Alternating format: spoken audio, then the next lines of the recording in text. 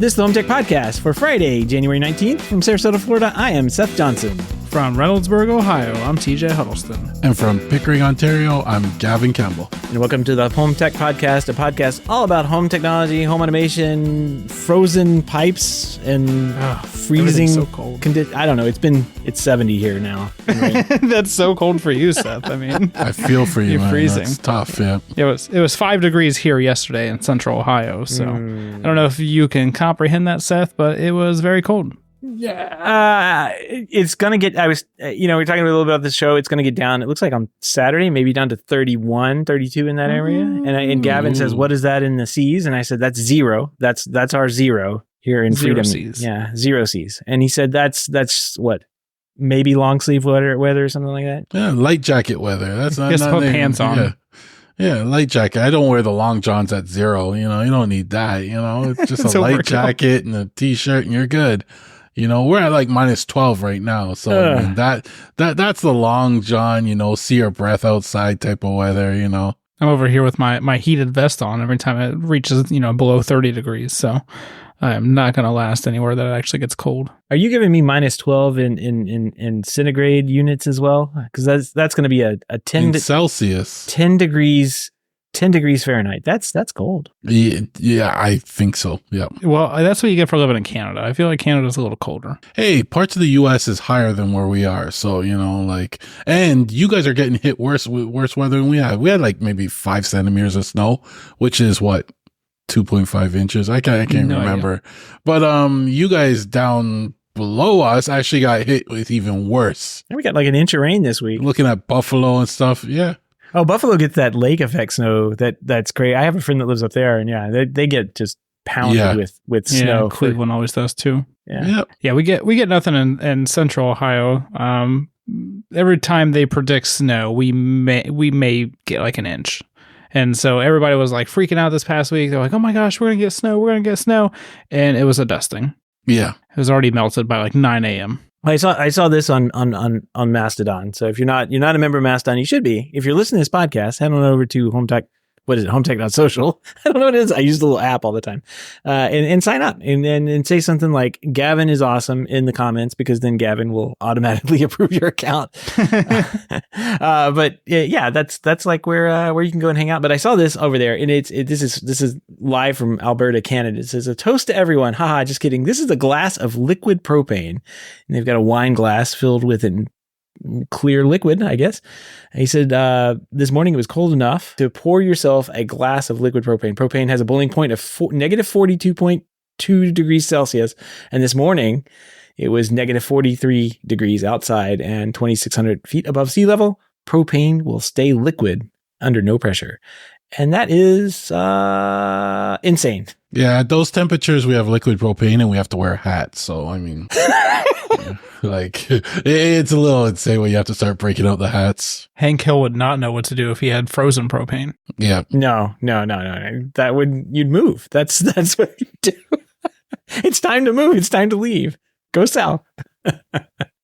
All right. Well, a couple of things have come up over the last couple of days, and we've got maybe a few small HomeTech headlines to cover. So what do you guys say we jump in? Let's do it.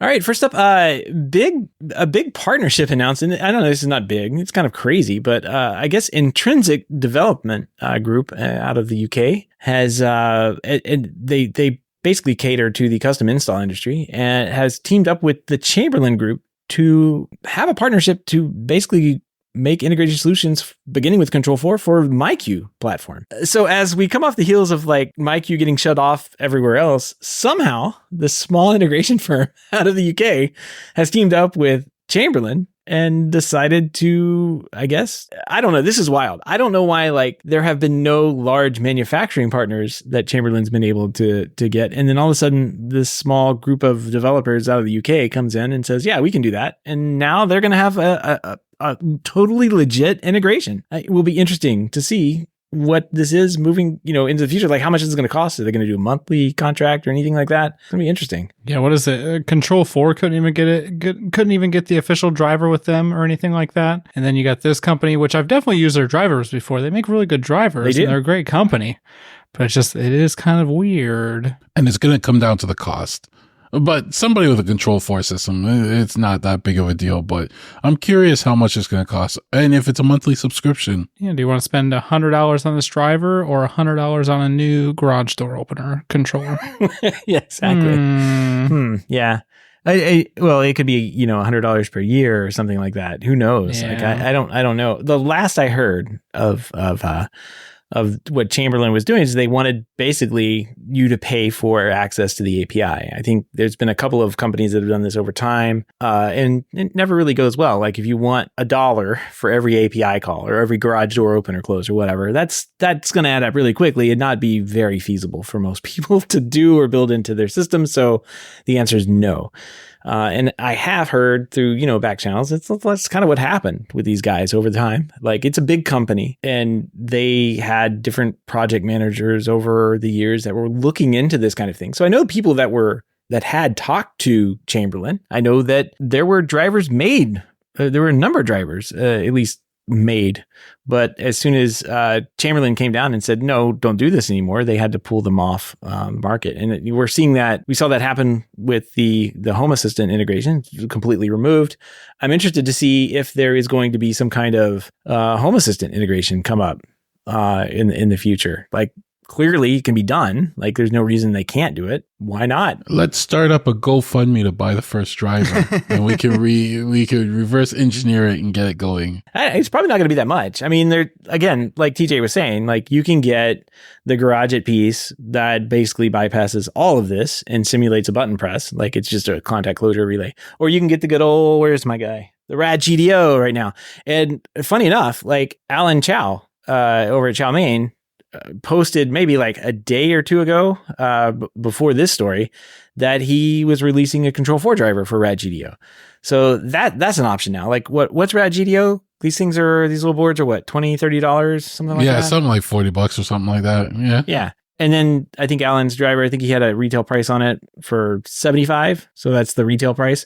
I don't know. I would probably rather go this direction than have to rely on Chamberlain's cloud integration because this gets you hardwire. Exactly. Well, and it never works anyway. It's always down. I mean, it always has issues. So, I mean, it's not like you're getting a super reliable product anyway. Like if it was reliable all the time, the argument would be there, but it's not. So just ditch it and go something else. Right. And this is hardwire. This is like local control. And they're tying in right to the communication bus that Chamberlain uses. They can't go out and update their garage door openers to change the protocol because they can't update all of their keypads that exist. So like this is going to work from now and into the future until basically the garage door opener gets replaced. So I would go this direction. It's going to be better. Gavin, did you say you got one of these up and going, the Rat GDO thing? Yeah, I actually purchased 2 of them, and I installed one of them today. Finally got it. Awesome. And I'm not going to say it's dead simple, right? Because you had to program it with the ESP software, and there are a few options, whether you want to use MQTT, Home Assistant, like it was a little complicated like that. But I mean, the wiring and stuff was easy. You just pulled out the old wires. You figured out where to put them in. You can't screw it up. And once I got the wiring all done, yeah, it showed up in Home Assistant and it works, so far, hasn't dropped off. The only one thing I noticed, it was having issues with the light status. So, I saw some people say something about like, if it gets triggered, the motion turns on the light, then the light kind of gets into a confused state. So it got to a point where the light, I turn it on, it would turn off. I turn it off, it turned back on. So it was kind of in that confused state, but the light was like an added bonus. The rest of this is great though. It knows when it's opening, when it's closing, when it's open, it's closed. It works really good. I just went over to see what they had for issues on the Rat GDO. They don't have their issues public. That's interesting. No, there's another GitHub. You're looking at the there's an MQTT Rat GDO GitHub. Go to github.com/Rat GDO. Oh, yeah, I'm not there. Yeah, you're at the developer's GitHub. He has a Rat GDO GitHub for his stuff. And there you'll see the issues. He's got 25 open issues right now. Random things, but He's very responsive. Nice. Yeah, it seems like it's branched out into a number of projects here, actually.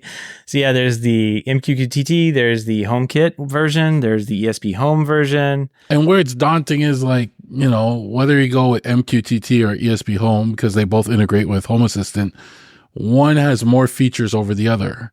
So you kind of want to see what kind of garage you have, the version of the RAT GDO you have, and then what you want from the integration and determine which way you want to go. So it's not a drop dead, like simple solution, but it's going to take some thinking and stuff like that, but it works. It looks like not only does Alan have it on Control 4, but he also has it moved over to Elan as well.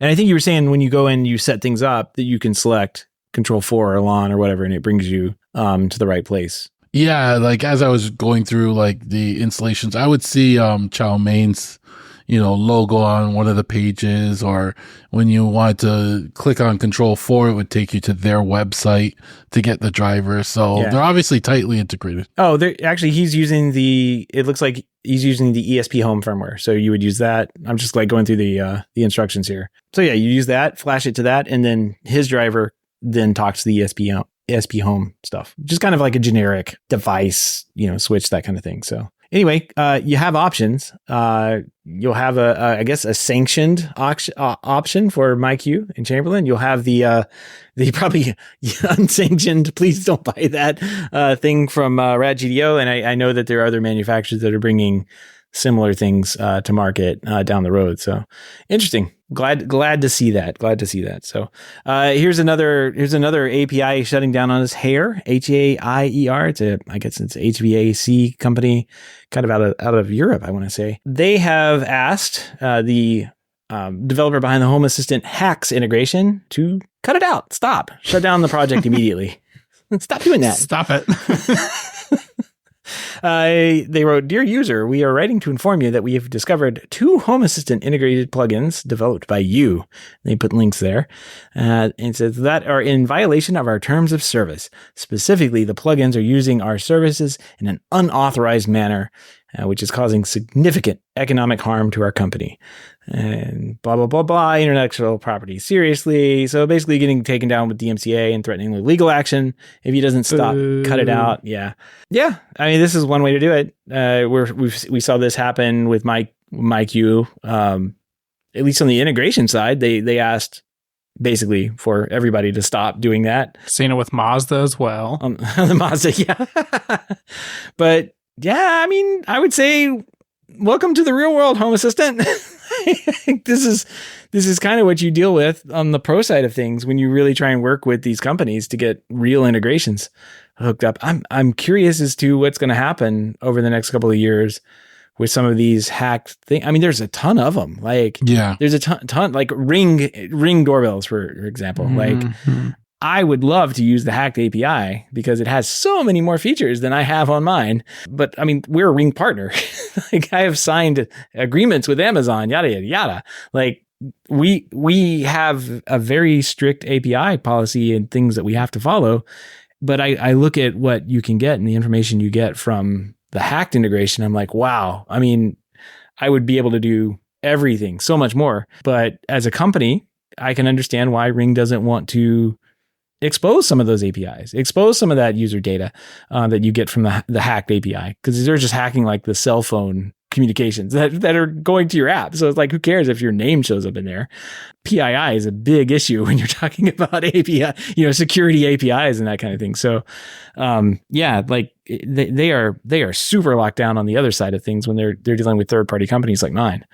So yeah, I'm really interested to see where all this is going in the future. And I was worried that we'd see more of this when I think what was the last time? Was it the car company? There was somebody Mazda, and there was another company. But I said I expect more companies to be doing this coming forward now and telling people to stop it and get off their APIs and stuff like that, because it costs those companies money, and those other companies, I think, just set a precedence for all of this.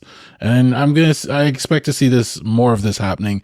But the hacks integrations, they're not official, Home Assistant integrations. Oh, no. So, yeah. So, I mean, it's not like it's hurting Home Assistant themselves, but it's hurting the community more than anything, the Home Assistant community. And they'll just, they'll tell them, yeah, stop it. But then as soon as that word gets out, 10 people have already forked that, GitHub repository. So the code's going to live on and you will be able to find it, and more than likely for them to shut down the back end will break their own things. So they might not do it. So who knows what will happen. So it will be a cat and mouse game for sure. I think this means that Home Assistant's growing up, right? I mean, a couple years ago, nobody would have even cared. But now people are like, wait a minute, maybe we should, stop letting people do that. Well, it is the second most active GitHub repository, last year. So, I mean, that says a lot right there about how active it is. Yeah, I think like the number one was what? Microsoft VS Code or something like. Yeah. Yeah. Like, and then the third one is GitHub itself. Like, yep. It's like, so yeah, they're definitely been very busy. But that's an excellent point, though, is like it kind of shows that Home Assistant's gotten to the point now where people are taking notice. They've grown up now. People are saying, you're not just a hacker tool anymore. You've gotten a little more serious now with what you're doing. And, when that happens, legal stuff, they're going to have to get a legal team or have lawyers. And, it's just going to get expensive fighting battles. And why would they want to do that? That's exactly why they said, take the MyQ thing out, like completely, because that was an official integration, was it, or was it a Hacks integration? I don't know if it was. I don't know if that was. I can't remember. Home Assistant official. It had to have been because they took it out. Yeah, right. Yeah. Whereas everything else they can kind of hide behind as, hey, that's not our integration. Mm-hmm. That's done by the community, so we're not responsible for that. We provide the tool, but what people do with it, it's that argument all again. Napster, blah blah blah. Yeah. So we'll see where this goes in terms of legal battles. Well, the tool still relies on like public facing websites and that kind of thing, GitHub. So there's plenty of avenues that these companies can go to get the code removed and any branches or forks removed as well, if they were feeling feisty about it. But at the end of the day, like, it's just hurting their own users of their own products because people want this, they want to have integration with their HVAC system. And so like the way to do, I mean, it's hard to do. I understand it's hard to do, but like the way to do that is to open up an API and let people integrate with the system. It does take a mature product. It does take a mature platform and API to do that because you can run into things like growth and weird bugs when all of a sudden all this weird person, somebody's code starts integrating with your project. And I've seen plenty of big companies, APIs, servers getting taken down, just like because of they forgot to turn on like rate limiting or something like that, like where they just all of a sudden got a flood of all these API queries and it just crushed their database and then their website goes down. So it's not a good thing. So I can definitely understand the company side of thing and why they want to police this and say, stop it, but at the same time, if you're going to say stop it, at least like with MyQ in this case, come up with a plan to like release a real public facing integration that you can at least use your product in the way that you want to use it. And don't hide it behind your API, closed API or whatever. That doesn't make any sense. That's when you're going to get, a RAD GDO version for your Haeir HVAC system, right? I guess it's air conditioners, air purifiers, dishwashers, range hoods, induction stoves, ovens, fridges, dryers, wine cellars. I've been seeing their fridges a lot recently. We're in the market for a new fridge. Well, you don't get one of these. That one? It's not going to work with your Home Assistant. Sorry. Oh no. What's for dinner, fridge? What's for dinner? Too bad. All right. And then we've got an interesting story here. We I don't know if we talked about these guys on the show. We've talked about them a couple of times in the hub. But there's a new company that had come out, a little teaser website had come out before CES, and they said they were officially launching at CES.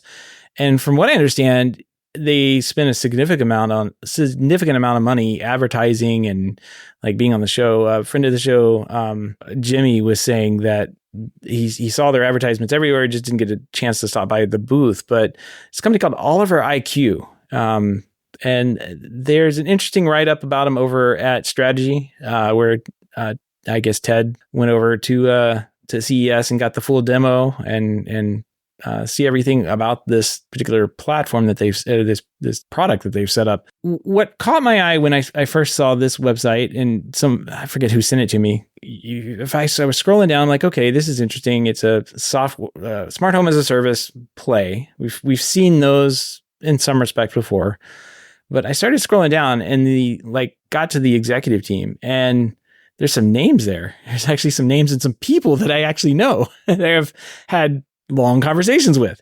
It's basically the entire founding team behind Control 4 and Fast AMX before, or Panja before that. It's like if you go way back. And I started asking around, and a lot of the engineers ended up over at this company too. These guys launched this product at CES, and it's a software as a home. Smart home as a service company. And so what they're trying to do is basically make partnerships with major national service providers and address the challenges of setting up like DIY smart home products. You go out and you get a bunch of stuff off Amazon or Best Buy or whatever, and you get it home.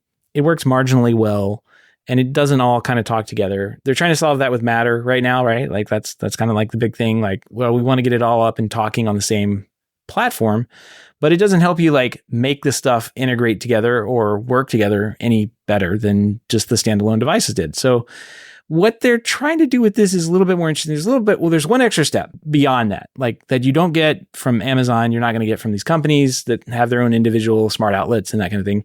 And that I think can't be overlooked. They have basically made like an entire back end for support. And if you're having a problem, they can basically say, okay, well, let's give me permission to dial into the system. They can click a button on their support services web menu thing. I don't know. There's a demo of it. We can link to the demo of the video, and they can basically remote into your system and remote into your phone, and you're authorizing all this at the same time. But like they can walk you through the steps of setting it up, or just do it for you. Like show you, oh, this part right here is missing. Any other company, I would say, this is a stretch, but these guys kind of know what they're doing. Like this isn't their first rodeo here. They've done a couple of these extremely successful or, very successful home automation platforms. And this is kind of like their next venture. I'd say this is definitely one to watch and take a look at. There's been a lot of discussion over in the hub about this. And I think Gavin and I talked for, 20 or 30 minutes before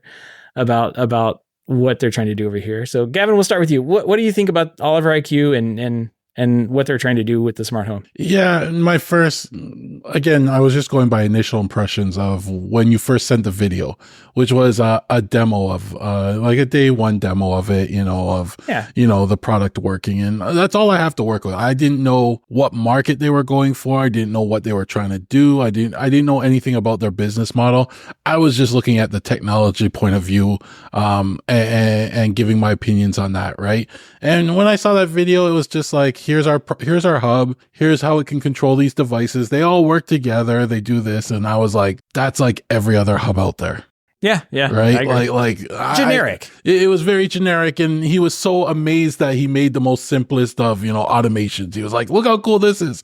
When the door opens, the light comes on. I'm like, so does every other hub out there. I can even, a salesman. like even HomeKit can do that, and that's like my lowest bar when it comes to automation, right? Even HomeKit can do that. But there's the title of the show.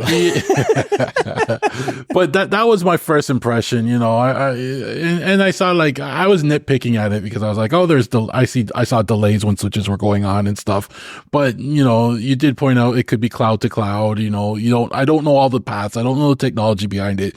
And the only other cool thing they had was they were able to actually, from a support point of view, remote into a person's phone or a system and support and do troubleshooting or configurations and stuff like that. And I was like, okay, so I guess this is a product aimed at somebody that's going to be supporting, somebody's system in their house, it's not like I'm going to be installing this in my house. Someone else will probably be doing it in my house and they'll support it whenever I have problems, but I can still mess with it. I'm thinking I can still have access to parts of it. So it's not the true do-it-yourselfer and it's not the pro. It's kind of like the in-between. And I think that the term we use is do-it-for-me space. Do it for me, yeah. Yeah, I first heard that with Robert, and I never knew that even existed, but it's interesting. So that was my first, from the technology point of view, I'm like, I'm not impressed. I'm like, it's just like everything else out there, and I don't have enough information in the background to really make true judgments on it. So that was my initial impression. Now, we talked about the business aspect of it, and you started talking about, and that article, the other article that pointed out, where they're going to start partnering with ISPs and, those type of things. So you would buy your internet service from your ISP, and they would also have their little geek squad that will come and set up, smart home stuff for you. And they also have 24/7 support, and they will be paying OliverIQ, a license per client, and that's how OliverIQ is going to be making money off of this. They won't be doing the support and stuff. They'll be developing the products, the software that integrates everything, but another company is going to now install it, support it, and pay them. And I'm like, okay, that business model makes some sense. As you explain it to me more, it's starting to make a little bit more. It all comes down to cost too. And, looking at that, it looks like it's going to be a subscription base. And it'll probably be cheap, priced fairly cheap enough that, like anybody can, it's a consideration. You'll have your cell phone bill, you'll have your cable bill, you'll have your smart home bill. You have your 20 streaming services. Yeah. And you can buy. Well, I mean, LG was saying that they were going to do subscription models on your washer, dryer, your refrigerator, and your TV. Yeah. So that's coming too, guys. And it's scary, but it's coming. But, it's going to be another bill. But at least you could take any off-the-shelf product for the most part, hopefully, and it'll be able to work with this system. So you could be at your Lowe's or your Home Depot and see, some brand product, and you can bring it home, and it should work with the system, right? And I'm expecting, at some point they'll add Matter. They should be adding Matter because after CES, Matter is the future. So, we'll see where it goes. So it starts to make sense. I don't know that they may need Matter, I guess, at some point, but they're just kind of overlaying on top of these integrated products and controlling them. They just need a hub with Matter. So yeah. Their hub's they're going to have it, because the market, I think that I see them going is people coming with whatever device they want and just wanting to use it. And in the future, you're going to have a flood of Matter devices, and people are going to be coming with all their Matter devices saying, we want these integrated too. So they're going to have to support it. It's a big job. They're going to be supporting a lot of products if they're going down this route. This is really needed, though, because as somebody who deals with the average consumer, I know you're saying that it's not the product for you, Gavin, and it's definitely not. It's not what you're going to be using at all. But for the average consumer, they don't know how to do any of this stuff. Most of them have no idea how an internet connected light bulb works or why you would use one or anything like that. And so anything that you can do to make it easier for them and actually give them support to do this stuff, I think it'll be a good sell at that point, because it's not like you can just reach out to Amazon and have them fix your automations, right? Mm-hmm. You might be able to call product support or something like that, but they might not know your exact hub or anything like that. And so the homeowner really doesn't have anybody to call besides me, and I'm probably not rolling out to your house to fix your $20 door contact. Yeah, and I'm looking at the video now and kind of looking at his demo board. And so he's got some Lutron Caseta. I'm just going over, okay, let's talk about the types of devices it looks like they're supporting. It looks like they've got lighting. So Lutron Caseta is in here. They've got an Ecobee thermostat sitting up there. They have both an Echo and a Google Home thing sitting there. It looks like they have some kind of video doorbell, and a security system, of which I do not recognize. Did mention Ring, so I think there's some they were Ring devices. integration. Yeah. And they have the security system. I'm not sure. I think that's all security down there. It looks like they have a water shut-off valve as well. So there's some of that built in. A Nest thermostat, Ecobee thermostat. I think I covered that one already. And then they had some AV stuff with Sonos and that kind of thing. They have all the popular stuff. Right. I think that's where they have to hit. Yeah, if you have to start there. Yeah. I mean, you name a couple of big brands off like that, and it's well, most people are going to start off with 3 or 4 lights and a video doorbell, and maybe they have the security system. Maybe they got that security system from one of these vendors that they're talking about partnering with, and this just becomes a thing that is just comes with it, right? Like say they, I don't know, say they have an ADT security system. ADT kind of is their own thing, but like say they have an ADT security system and that security system has this built in where you can use this to integrate everything. And like, okay, I feel more comfortable as just John Q. Public going out and buying a smart light that it's got the approval of these guys. They have the integration checked off. I can go do it. And when I put it in, it's going to work. And if it doesn't, I can click the help button and get somebody on the phone or get somebody on chat or to remote in and fix it for me. Well, if it's supported, right? Like they still have to write all those drivers. Yeah. I can't come with my Amcrest light, floodlight camera and, just say, hey, it doesn't work, fix it. If they don't have a driver for it. Right. So they still have to, you're still going to have to do a lot of work on the back end. Yep. They said they were going to have a list of, from what I was reading and from what I think they saw in this video, they're not going to support everything out there. So like but they're going to try and support most everything out there. Yeah. So I can imagine if there's like a big product. I mean, these guys do have a huge background in home automation and in consumer technologies. They're going to support the big stuff right off the bat. And then kind of, like you said, find like something like Amcrest, which is not even Amcrest. It's like it's a DeHua thing, but may have their own specific rebranded URLs, API endpoints, and that kind of thing that you have to reset. So say they, it's one of those things that you get DeHua working. Well, then you just change a URL and you have Amcrest working, right? So I guess, for me, it's like focus less on the technology. This is what I got out of our conversation, and focus more on the fact that this is their smart home as a service. That's the business right there. Yeah. Right. Yeah. And it's not necessarily the technology, of them selling hardware. They're not doing that. You and I wouldn't be happy with this. Like, this is not a product for you and me. And that's what my first impressions were. This ain't for me. I don't like this. Right. But, like maybe it's for somebody else. I could definitely see this being for just a random, I say random person. Like this could be for a cable subscriber or something. And then Comcast says, oh, you've got the OliverIQ stuff built in to your Comcast router thing. It's just built in on it. And it's a gateway to OliverIQ. If you go to the store and you see anything that has an OliverIQ checkbox on it, just get that. And then it's integrated. You're paying for it. Like it's built into your bill. You're paying for it each month. If you want to do smart home, that's how you do it. And then all they have to do is load the app up and they've got access to adding the stuff in easily. They've got access to support people who can help them set it up, or you remote in to their phone and just push the buttons remotely and say, this is how you do it, or walk them through it on the phone. I think it's a brilliant move. It seems like they may have like I don't know. There's like a form at the bottom that says, you want to help out or something of their website. And it seems like they could be recruiting like some key integrators or something. Like if there's somebody with a real problem, they need to send somebody out onto the site who's like, this is their day job, is going out and fixing these things. They can still dispatch an integrator to go out and do it. Again, all the customer service stuff is built into this platform that is overlaid on top of the technology that you and I were looking at. So I think it's a really cool move. I will be curious to see who they partner with in the future for sure. And if it has, if it takes off and that kind of thing. But the guys that are behind this they're smart. They've done it before. The one thing that blew me away was when I was complaining about like the delays when flicking switches and stuff like that. You pointed out that's normal in the pro space. Yeah. I mean, that would drive me nuts. Well, I don't know if it's necessarily like, I guess it's normal just in general. It's normal for cloud integration. Yeah. Right. Because that's the thing. Like if you get Lutron Caseta, it's lightning fast. But if you get any cloud-based product, it is going to be slow.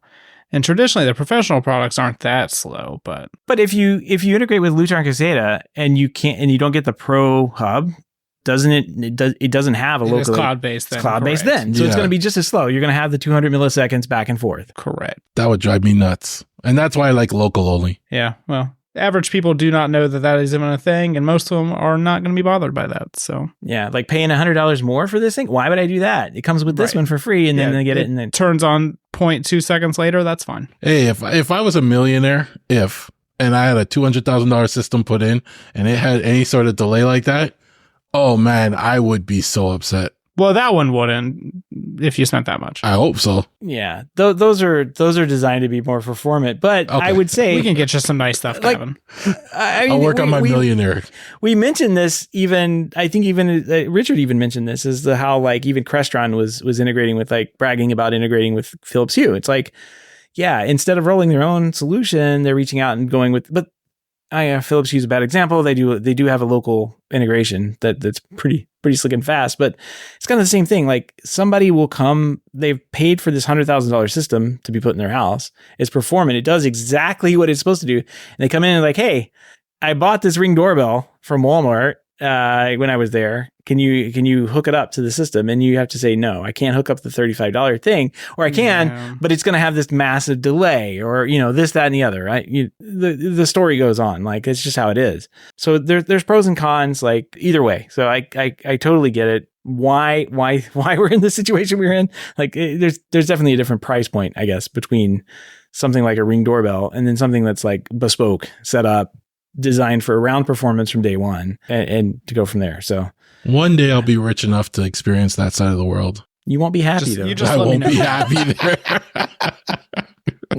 You just let me know, Gavin. You know what, TJ? If I got rich, you'd be my integrator. We'll start off with some nice Lutron shades and just move up. Yeah, I'll put you on my payroll. Don't worry, buddy. Once you get the shades done, everything else is cheap. Yeah, that's true. That's actually true. It's all downhill from here. Yeah, after you start with the most expensive stuff, and then every bill looks easier. That's right. Yeah. See, I'm saving you money now. Okay. Just put it in perspective. You did those shades, remember? They're still they cost that much. Yeah. You mean I can't use my IKEA shades with the Control 4 system? Like, seriously, like, why are you charging me so much? IKEA is cheap. We don't want that poverty stuff. Get out of here. Only the finest luxuries here. Yeah, you can afford it, Gavin. Come on. Yeah, come on. Your $3 million Canadian house. Hey, that's like $50 US. That'd buy like 12 houses here. All right. Well, all the links and topics we discussed tonight can be found over in our show notes at HomeTech.fm/466. We do have a mailbag this week. Don in Arkansas wrote back to us, said, "Hey guys, me again." He was asking about TJ, you were talking about doing something with closet lighting and automation, kind of a joke we made in passing, but you probably want to do something with your closet lighting. Man. And it sparked a memory about him automating around a problem that he has. He says his wife moves from one end of the house to the other, and she'll flip on lights, but they never go back off. He's got Insteon along with some Z-Wave from one end to the other. But along the way, he said he ran across this little jewel, and he puts a link to an Amazon product that is kind of like, I guess it's a closet light switch. Okay, so I believe it's basically hardwired into your light in your closet. And then it's got a sensor output. So you can run that down to like, I don't know, a door contact. Yeah, a door contact sensor or something like that. So when the door's closed, the closet will turn off. And then like when it's open, it'll instantly turn on. As long as the door's open, I guess it'll be on. Which is cool, I guess. But it doesn't solve for like the time that you don't close the door. But it actually, this one does though. If you keep reading, Seth. Oh, I didn't read. I just looked at it. This one has a timer built into it. Oh. So if you leave it open for more than 10 minutes, after 10 minutes, it turns the light off, which I think is genius. Yes. Yeah. Because you could just leave the closet open forever and it would just like stay on. So I think that is a good idea. My problem with the closet is that, so we're building the closet to accommodate like a double door, but we're not going to be putting a door in at the moment. Like we just left it to where if somebody wants to put a door in at some point, if we want to, whatever we can, but it's just going to be an open closet for the moment. So I don't even know if lighting is going to be necessary, to be honest, but maybe I'll still do this. Yeah, it's interesting. I think you probably could you could put like a little motion sensor. Just like, I was thinking like a little motion sensor. Same thing. It would work off of this same device, and then bam, 15 minutes later, turn off, or 10 minutes later. Genius. Well, thanks for sending that in, because that is a good idea. I think sometimes we get in the habit of automating things we don't really need to automate, and these little closet switches really are super nice. But that's the fun, automating the stuff we don't need to automate. Like, I do that all the time. It drives the wife nuts. Yeah, see? No. So one problem that it's not available on Amazon right now. So. Yeah. I had to Google it and find somewhere else. $30 though. $35, yeah. Ships in 6 to 8 weeks. Jeez. It's 150 Canadian though. But it's got a 15-minute relay, so I mean that's kind of cool. Yeah, just like it's got one job, It's all it has to do.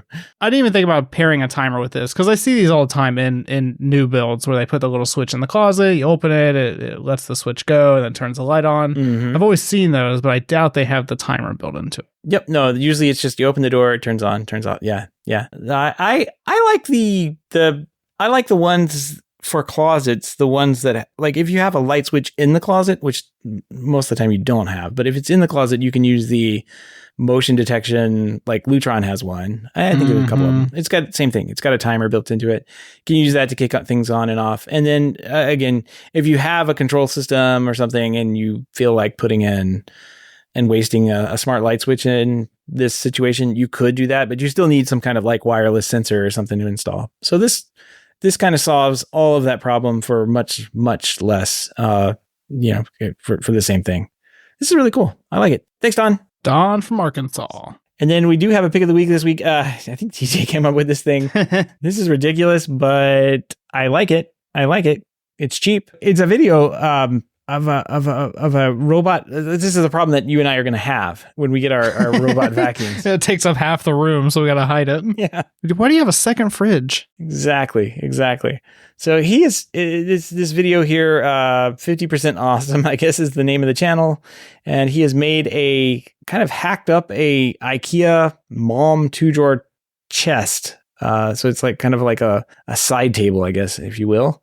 And in the bottom, he's taken the bottom drawer out, replaced it with some kind of like actuator that could open and close and kind of like glued and put things together where the doors close, it looks like it normally would. Doesn't look any different than a normal Mom 2-drawer dresser or end table, I guess.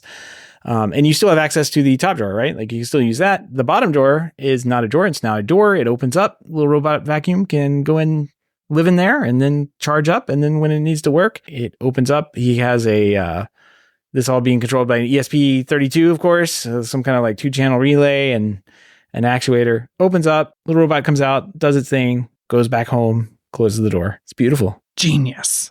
They should really just be building these in every new house at this point. This needs to be from IKEA, right? Like it just needs to come from IKEA. It seems like such an obvious thing for like any cabinet maker, especially IKEA, just to come up with, right? Mm-hmm. And I feel like you could make it like a little simpler. Like, I don't know, there's got to be some way where they can just create the actual opening mechanism a lot easier. Where it's just compatible with everything. I don't know. Just a 2-way flap door. Make it bump into it. It'll just open it. Yeah. No, I think the idea. It's just got to be simpler. I really like the idea of hiding the tech in the home, and this is like really hiding it with the furniture. You know, I think this could be like TJ said. I think Gavin, you said this before the show. Like this could be a good business for somebody to make. Like there's these AV cabinet companies, right? And they make an AV cabinet for your like home theater gear that you can like set it on. Set it inside this cabinet and you don't have to worry about it like overheating because it's got like all the ventilation and sometimes there's like active fans that blow cool air in or suck the hot air out or whatever. And the shelving is all like appropriately spaced and it's not 12 inches deep because there's no AV equipment that's ever 12 inches deep. It's all 18 inches deep. So like, but it's like super nice. Like I'm thinking like Salamander or something like that. Like it's all super nice. Like they could do something like this. Salamander could come out. Oh yeah. 100%. With a vacuum product like this.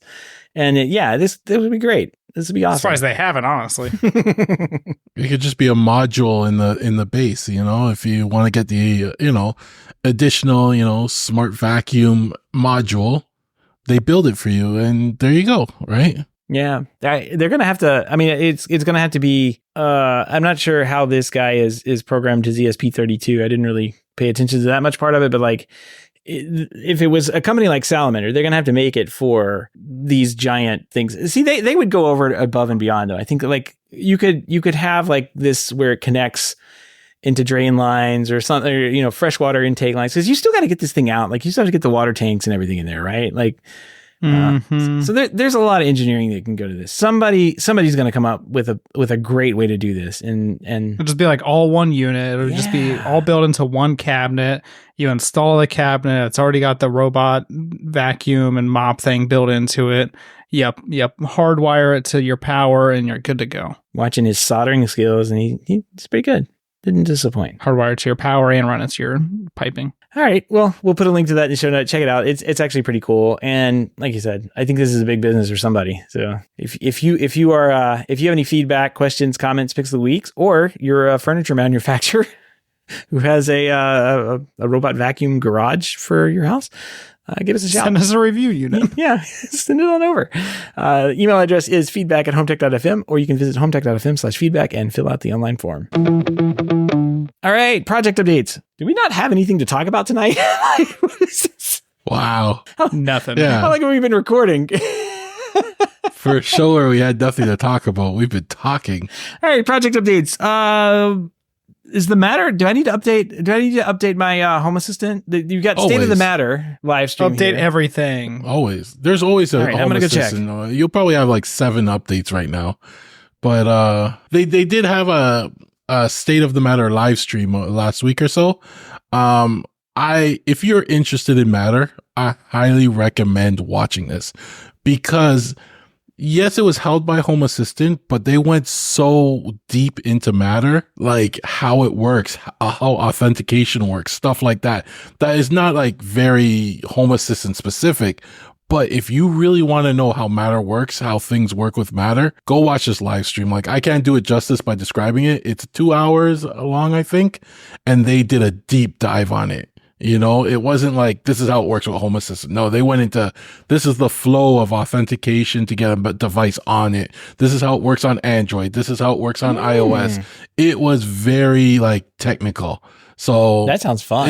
I might go watch that. Put that on the background or something. Yeah. Well, that's the problem. You put it on the background, you'll get lost. You have to pay attention because it's very technical. So it's interesting to see because they're very involved in it and they really know how everything is working and linked together. So, and the other thing, you know, with all the Matter talk lately, we've been hearing a lot of people talking about, you know, troubleshooting Matter when it goes wrong. You know, it's almost like they listen to our podcast and, you know, our complaints, you know, but that's on their plans, creating tools to help you troubleshoot when Matter devices, you know, go bad and stuff like that. So take a watch if you're really interested in Matter. It's a really good live stream. I'll have to check it out. That sounds pretty good. We'll put a link to it in the show notes. You're updating your Home Assistant right now, aren't you? Yeah, it had an operating system update. It was like 0.2. It was two versions behind, I think. Yeah, you probably have like 7 updates probably. I just looked at a forum post on Home Assistant. I think I sent it in the back channel of somebody that hasn't updated their Home Assistant in a year. Ooh, that's... If it ain't broken. So I was like, back it up, update, and hope it doesn't break. Yeah, I always say keep up to date because those larger jumps are just harder to maintain. You know, the smaller jumps, you know, one thing breaks, you fix it. But when you have to do a year's worth, you're going to have a year's worth of breaks. Oh, yeah. With the amount of like breaking changes that they have every degree, like I can imagine, like he updates and like, where's my MyQ? It's not working anymore. It's like, welcome to, you know, the new world. Yeah, exactly. It was only 0.3 behind. Oh, okay. You're good. That's like a week. I know. I mean, we record every couple of days now. So of course, it's only going to have 0.3 releases between now and last Thursday when we recorded. Home Assistant never gets old. Never gets old. There's always something going on. So, all right, Gavin, you've actually got something done this weekend besides the Rat GDO, which you talked about a little bit earlier. Yeah. What else are you doing? This week I worked on like bypassing my ISP's modem. So I got fiber now, right? And when I was on cable, you used to like be able to put your modem into bridge mode and you have like direct access to the internet, right? With fiber, we didn't have that anymore. They kind of either put you in a DMZ on the modem or, you know, use PPOE or something like that. But the modem was adding like extra overhead, you know, extra latency and stuff like that. So these people I just happened to see the post on Reddit somewhere that they were like, oh, they're working on they have a device where you can bypass your modem, and it gave you, you know, instructions on how to check if, you know, your modem is bypassable, you know, like if you have the newer ones, what ISP you on and what to check and stuff. And I checked my stuff, and then I noticed they were having a group buy for this device. So I got in on the group buy, I got the device, and it's just a custom SFP device that plugs directly into my Dream Machine. The fiber goes straight into that, and now I have direct connection to the internet. Like, I don't have my ISP modem hooked up anywhere anymore. It's just in a box now, and it's a much cleaner install, and my latency, my ping, everything is much faster now because you cut one thing out of that chain. And it worked really well. Setting it up this is a little more technical than the average person would do, because you have to SSH into the SFP itself directly. But to do that, you need like a converter, to go from RJ45 or a switch or something like that. So it's a little bit more advanced, configuring it, knowing all the values, but the instructions were laid out really simple. And after I got it working, I just plugged it in, and within 5 minutes it picked up, and bam, I was back on the internet. So it's very interesting, So it's kind of like you have your own ONT? Yes. It's basically like your own ONT on a SFP. Yeah. Okay. I mean, that makes sense. And my fiber just plugs directly into my Dream Machine, Dream Machine Special Edition. Like, it just goes right into that, and I get the max speed and everything. Interesting. I gave this a look for about 30 seconds, and I realized it was probably above my limitations for the moment. So you seem to have. I did not. Lately, you've seem to have this attitude that I'll wait till Gavin does it and then does it for me. Yes, Gavin. You that's are what becoming I do. my client at this point. Yes. So let me introduce you to Gavin as a service for a monthly subscription. Gas doesn't sound good though.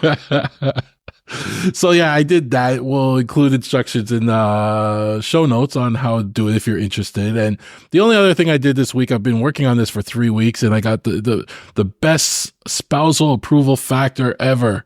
I did box cleanup in the house. Yeah. Right. Okay. Yeah. She. I was like, "What technology are we going to get? No, boxes. Okay, got rid of the cardboard boxes. I'll link all right. this to technology, because these are all the boxes with my tech. My tech came in, or I was storing my tech in. So I started off 2024 and just did a cleanup of all these boxes, and it took me weeks. It wasn't a weekend. I'm talking like weeks of working on it, because I had goals of anything I kept had to be in a bin, labeled on a shelf. I spent money on, organization, and it took time to dispose of this stuff. I think I had 8 bags of like garbage one day. I split it between me and my neighbors, 3 neighbors, to get it all out in one day. I'm still even working on it, but it's all clean now. And I think, Seth, you said something to me that really, hit home. And you said, people think having the box makes the resale value of a product higher. Yeah, I think it was TJ, but it was TJ that said that. Okay, yeah, that kind of hit me, because I was like, yeah, that's how I always think, is if I'm going to return this or I'm going to sell this, it will be worth more because I have the box. But I had boxes from like 10 years ago. I have the opposite problem. If I get something in the door today, I throw away the box. I will throw the box away, and I'll have, like, this guy has been sitting on my desk. Where's the box for it? I have no idea. I've been doing that too. I've started doing that. So when I get something in and I know like I'm going to be too lazy to return it, or I'll probably never resell it, I'm just tossing the box, and I feel it feels nice. One less box, right? And anything important or expensive, I keep the box for like 30 to 60 days, whatever the return policy is. Nope. After that, I get rid of it. Like my litter robot, the $900 litter robot, I'm going to keep my box until the 90 days is up. And then once the 90 days is up, I'm good. I'll get rid of it. Everything else, though, goes instantly in the recycling. I was doing that, but I kept forgetting that I had those boxes in the corner of the basement. So they just kept. That's just how rich you are, Gavin. You just have so much space. You have all this boxes. I mean, I think you had more boxes than I have square foot in my house. So well, I did the cleanup. We feel good. The wife loves me right now because of that. Like it's. You just didn't let her see how many boxes, right? You're just like, no, you can go do something else. My word of advice, if I'm going to inspire you to clean up all the boxes in your house, is don't do it when the wife's home, because she'll see how many boxes you actually have, and she will question you, right? And I had weeks of what, more boxes, but I did measure my steps. I got a lot of steps in going up and down with boxes. So, like there's a bonus here too. So I spent a lot of time doing box cleanup. So if you're a box hoarder, something to work on. Cut it out. Stop Cut it. that out, Just yeah. toss that box. Yeah, I have always sold online various things, laptops and cell phones and stuff like that. And I always come across these people that tell me, they're like, well, if you have the box, people will pay more for it. And, all my years of selling, I've been selling for 20 years now at this point, and nobody has ever asked me for the box. Yeah. Nobody has ever asked me, be like, hey, I want to buy this new laptop you have, but do you have the box? Because nobody wants the box either. They're all going to throw the box And away. that extra $10 you'd probably make for that box. You see, the thing is, I'm not trying to sell it to make money. I'm selling it to like keep it out of the landfill. Like if I don't, someone else Recycle it. Yeah, someone else will get value out of this. Like I'm not trying to make a killing off of it. It was really funny. I saw people selling boxes for products. I did not know this was a thing. But there were people posting boxes of like their graphics cards, empty boxes, and they were selling for $30, or their Sonos boxes. And I was like, is this for real? Like, it had me seriously considering, tossing these boxes. But then I was like, what? I'll never get around to selling it. Yeah, no, just recycle it. It's all okay. done. They're gone. So much cleaner. Nice. I will say you posted a picture of your garage for us to take a look at, and or not garage. I'm sorry, The that's basement. what we have here. Basement, yeah. That's what our storage units are, is garages. A Florida garage looks exactly like this, except you're somehow expected to park a car in the open area that you have there, and that's all you get. Don't try and open the doors. You got to get out of the car. The passengers have to get out of the car before you get into the garage, because then there's no room. So yeah. This is I am envious of like how you've got everything like put away into like little boxes of, like, I'm saying boxes, not the boxes. They're bins. The bins. Yeah. Like, and so, and you got clear bins, which I have to say, I made a mistake when I went to Home Depot. I was going to buy a bunch of bins, and I bought 2 clear ones because I wanted these 2 giant clear ones. I was going to throw a bunch of Christmas light stuff in it. And then I was looking at other ones. I was kind of like looking around, and I grabbed some off the shelf that I thought would work. I grabbed like 4 of them.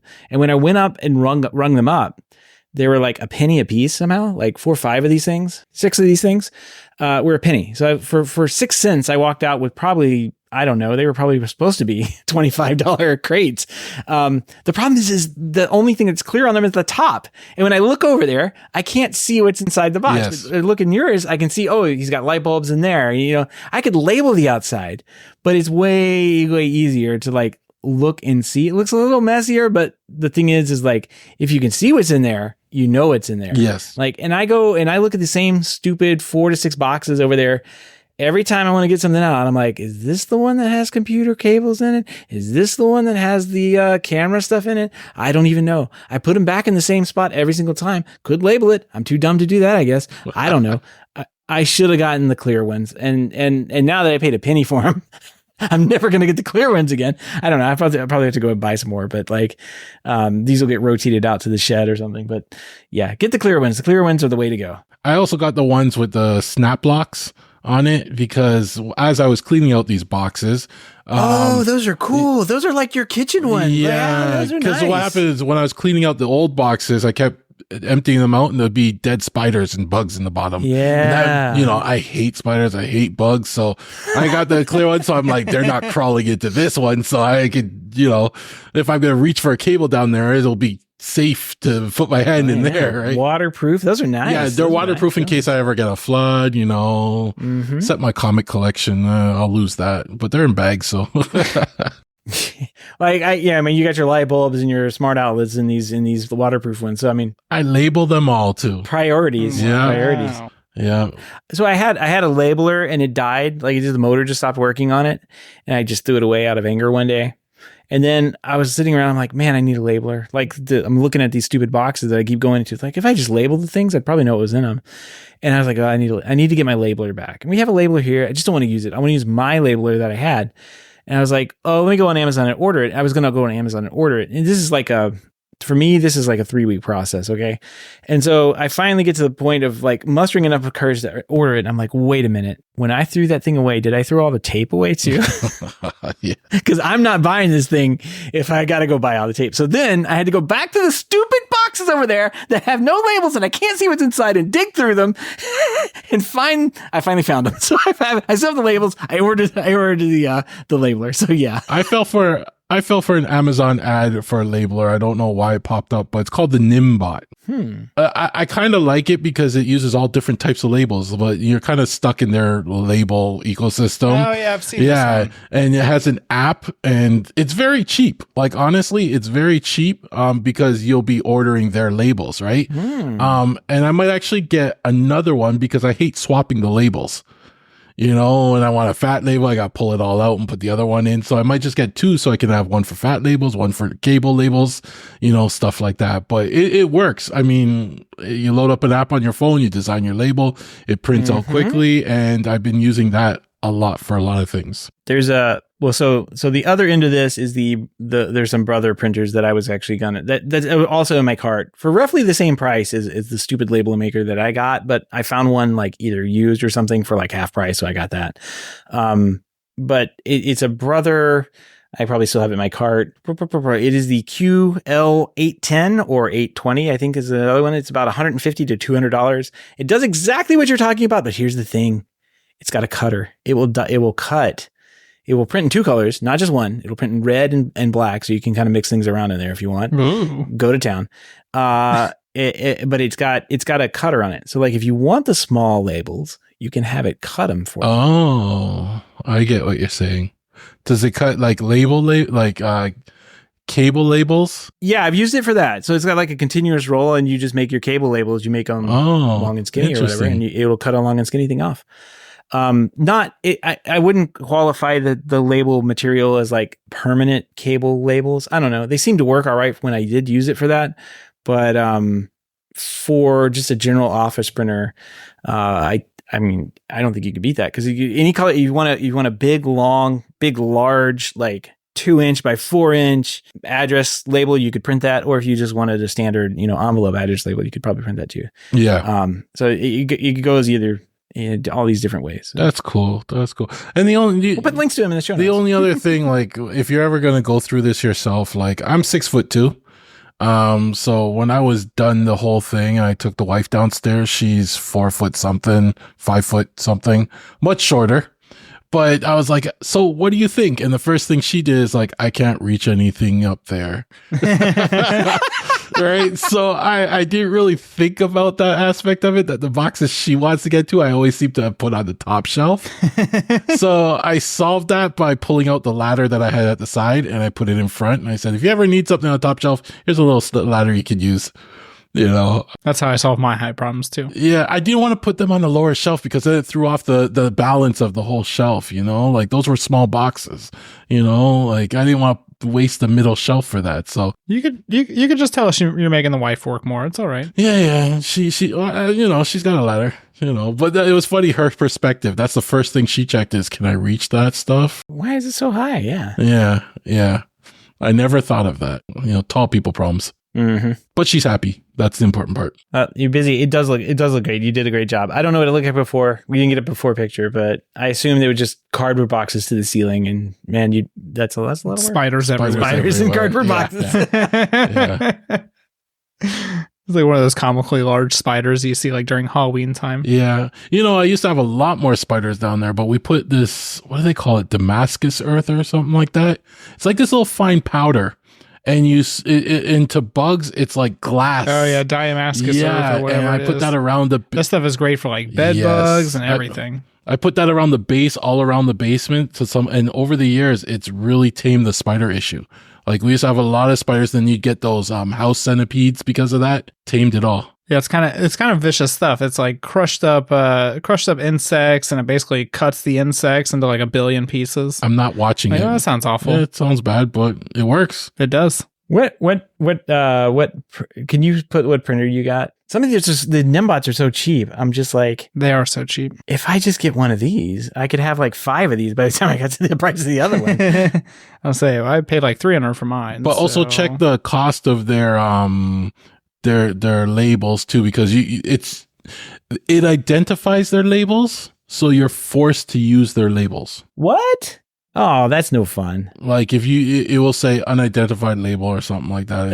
Whatever. So you can't. That's why the DRM for labels. Well, that's why the device. Like when I'm looking at the device, it's $25.99 right now Canadian. Right. And then you pay $38.99 per pack. Yeah, and then you buy their labels. So if I'll send you the link to the Canadian site because you guys always send me the US site links. Or I have the D101 actually. You don't want to know what this costs in American bucks. Yeah, I don't want to know. I don't want to know. But that's always the case. That's why I hate looking at under $20. Yeah. That's why I hate looking. But like you said, you could have 4 of these loaded up with the label of your choice. And it would still be cheaper than the other one, and then you just grab the one you want and you print it. And you don't have to swap labels. I was actually going to order another one just because I hate swapping the labels. I could have 10 of them. Yeah. It's very affordable. And 40% off the design app on your phone is actually really good. You could do a lot with the app, like in terms of, so I have clear labels, and I'm going to say this and Richard's going to hate me for it, but it's something I do. I have clear labels and I would print out the icons on it for some of my switches, right? Yeah. And I get it. It looks really good unless you're running your finger across it. You would then notice it, but it's worked. It's really good. I cut them out just down to the icon, as close to the icon as possible. I stuck them on and it works really well. Well, because you're a true integrator, we know that those labels are going to stay on there for the next 8 years. Oh, yeah. Exactly, I've already moved one of the switch. Well, this is a cool thing. Like, I know you can get laser engraved, but I already took one of those switches and repurposed it. So I was able to peel off the old sticker and put a new one on, right? Like, I'm always changing stuff, so I'm afraid to engrave stuff because I know I'll change it next year. Just go into TJ's rant. He's probably going to rant about Home Assistant or something. Nah, so this week I was looking at my temperatures. If you're in the northern part of the States or the western or eastern or Canada, I think right now it's probably cold for you. And so I've been getting notifications, funny enough, that a lot of my Ring solar lights they're too cold. And so Ring will send a notification, whatever light is too cold, it entered sleep mode to protect itself. It will turn back on once it warms up. And so that got me thinking. I was like, man, I should probably go around and just see all my temperature sensors and look at them. And I had InfluxDB set up for a database for the temperature sensors with Grafana for the actual, plotting. And guess what? It wasn't recording for the past 3 months. I changed an IP address of the actual Home Assistant server, which changed the InfluxDB server. And I didn't get notified as far as I know. But of course, I don't have any recording for the past 4 months now. And it just made me annoyed, right? Because it's one simple change that I did somewhere down the road and this thing doesn't work anymore. And it's I don't know. What am I doing? It's a fundamental change. I mean, the IP address, it's not a simple change. I know. And that's why I can't be mad at anybody besides myself, right? But it's just annoying that I didn't know about it. And so I don't have any temperature data for the past 4 months. And so I don't know. It's just stupid Home Assistant, but it's not Home Assistant's fault. It's my fault. But I'm still going to blame Home Assistant. All right, we'll take the blame. But offline devices. What do you mean we? You're responsible for Home Assistant. I just feel like I'm part of the team at this point. I need to get on that payroll. But it's a fundamental issue though with a lot of systems. Knowing when devices are offline, because a lot of them actually don't tell you when something's offline. You find out when the motion sensor doesn't pick up, for example, right? So I actually spent time writing automations or templates to capture when devices are marked offline and notify me. But the problem is whether it's Zigbee or it's Z-Wave or which integration of those are you using, they all report it differently. There's no easy way. What makes a Wi-Fi device offline? The fact that you can't ping it, you can maybe ping it, but it may not be connected to its cloud service. So maybe it's still offline, right? You get what I'm saying? Don't make excuses, Gavin. I don't need excuses. I just need solutions. Okay. Solutions is don't change your IP addresses. I need OliverIQ, AI. Right, OliverIQ, whatever it is. But there's Gavin as a service. Like I said, for a low monthly subscription. Yeah, that's expensive. It's less than your Netflix bill. I'll always be $1 less than your next bill. I don't even have Netflix, Gavin. What are you, free now? No. Your Disney Plus bill. That was my only rant this week. I haven't really done anything. I've been working and trying to stay warm. I mean, the cold kind of makes you not want to work. And so I have a pre-wire going on right now.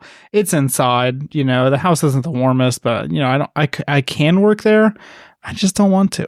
So I was driving to the job site today and I was like, why am I doing this? I don't need to do this right now. And it's a job that is just going on and nobody has plans for. Nobody knows what's going on. So I don't need to be there.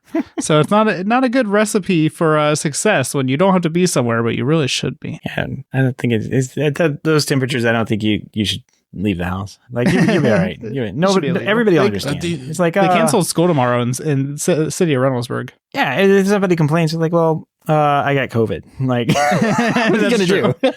Well, depends where you are in Columbus. If you're in the area I normally work at, they'd be like, well, COVID's not real, so it doesn't really matter. Yep. Gavin, good news here. I found 2 domains that we can get for you. GavinIQ.com and GavinIQ.ca are both available. We're ready to go, buddy. I'm going to sit here and pretend like I'm a bot and answer everyone's random question. They don't offer AI domains. No, GavinAsAservice.com. Gavin as a service. Let's see, what is that? Gavin as a S.com. GAAS. That's probably we need gas. Gas.com. Gas. Gas.com is taken, but can we get gas.ca? Did you spell gas right? GAAS. Gas. Oh, wait. Gas.fun is available. So it's Isn't there like a gas.tech? Well, if we get gas.app, it's only $30,000. Gas. Yeah, there's probably a Gavin has a website. Ooh, gas.homes. Ooh. $1.80 a year. I mean, I feel like that's the way to go. $1.80 a year? Gas LOL. Yes, these domain names have gotten a little out of hand. Oh, here. boy. Yeah, so it's $1.80 a year, but then it renews for $13 a year. Yeah, they get you in with the low price. Good old name cheap. I'm still looking through these. There's all sorts of, there's gas.bingo, gas.bike, gas.poker, rodeo. Good thing Gavin has a day job. I want a rodeo domain. This is great. Gas.coffee. Yeah, I don't know. I don't see anything here. There's gas.computers. That was available. You know what? If you pay our Patreon, then you can ping me in our Slack channel. And I'm usually there to help, right. You get some semi-free consulting, cheap consulting. Man, the LOL domains are $33.99 over here. I need to go wherever you are, DJ. All right. Well, I don't have any projects because I probably spent the last couple of days editing a podcast and cleaning up the garage. I was cleaning up boxes in my garage as well, Gavin. It's quite funny. My wife did see one of the boxes that I had put into the trash can. It was a box of cookies that I had been hiding and leaving to myself over here. And she saw, where did those come from? And I said, I don't know. She basically figured me out and called me a piggy. So but if you want a cookie and you're out here in the garage, there's always a place to get one, I think. Gotta have your snacks. You gotta have a snack. Exactly. Blood sugar's getting low and you're moving around boxes. Grab a cookie. It's right over there. I think that's going to wrap up this week. We do want to give a big thank you to everyone who supports the show, but especially those who are able to financially support our show through their Patreon page. If you don't know about the Patreon page, head on over to HomeTech.fm/support to learn how you can support HomeTech for as little as $1 a month. Any pledge over $5 a month gets you a big shout out here on the show, but every single pledge gets you an invite to our private Slack chat, The Hub, where you and other supporters of the show can gather every day and talk about all sorts of stuff. You can get in there and you can see what Gavin did with his ONT, custom ONT. You can see all our interesting conversations around the OliverIQ platform. So all that's in there. It's in there. It's free. Well, it's free as long as you're a patron. So there we go. Just give us $1. It's just $1. That's all it costs. It's free as long as you give us $1. Yeah, but we accept 20s too. Any number of dollars is accepted. Yeah, absolutely. Any quantity. Slap your $1 on a banana and ship it right to Seth down. The banana you can keep. That's on my gift to you. Put the $1 in the banana. Send it on. If you don't have $1 or a banana and you want to help out the show, totally understand. Just appreciate a 5-star review on iTunes or positive rating in a podcast app of your choice. That is going to wrap up another week here on HomeTech. Everybody have a great weekend, and we will see you next week. Take care. Till next time.